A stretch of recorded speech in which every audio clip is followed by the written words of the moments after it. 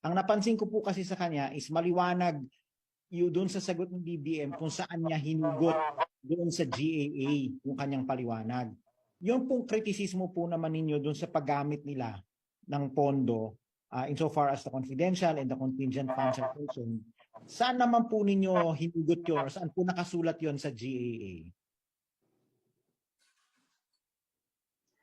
Parang hindi ko masyadong mag-gets yung tanong, no?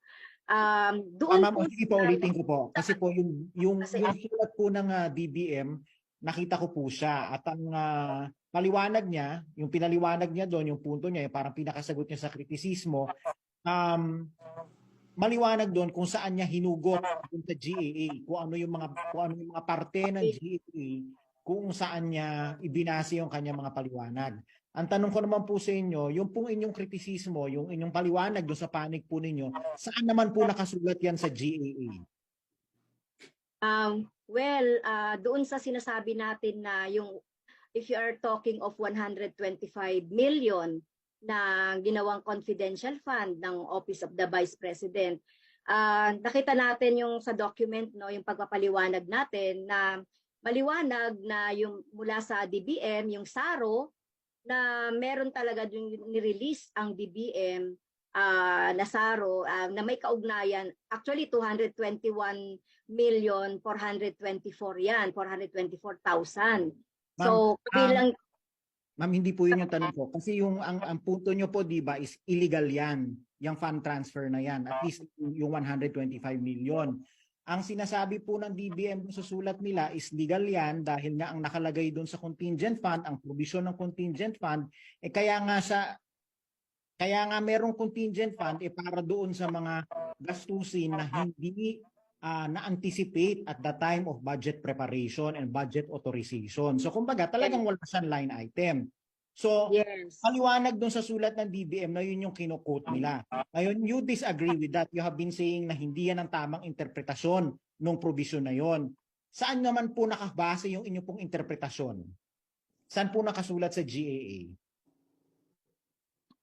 Well, RG, siguro kung nasusundan mo, no, yung ating mga pagpapaliwanag dito sa contingent fund at saka yung confidential fund.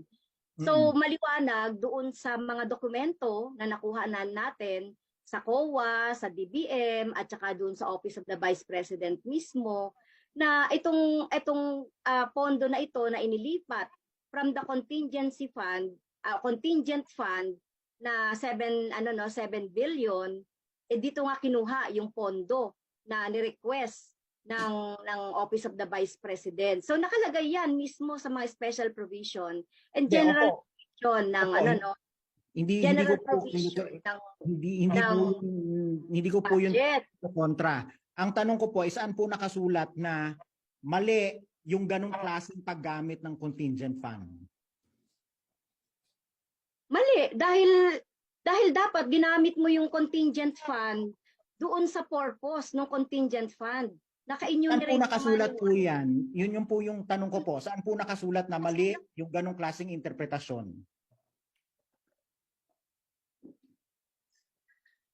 Well, siguro dapat nagpa-follow sa guidelines ng contingent fund at saka confidential fund. Kung sino man yung ahensya ng pinagta-transferan nitong mga pondo na yon. So, yun ang interpretation namin. Galing mismo doon sa GAA. Pero hindi po yun.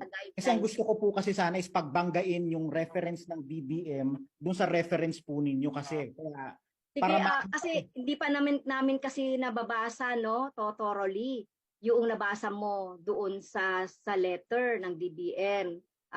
Doon kay kay chairman ko. So maganda siguro ay mabasa natin ito para maintindihan din namin kasi based doon sa mga nababasa lang namin sa ngayon yung nagiging reaction namin. So kung mali, sinasabi mong mali o hindi mali, itong sinasabi. Wala pa akong sinasabing ganun. Gusto ko lang makita kung saan nakabase po yung sinasabi po ninyo na hindi yun ang tamang interpretasyon. So nakabase mismo yan talaga doon sa ating GAA.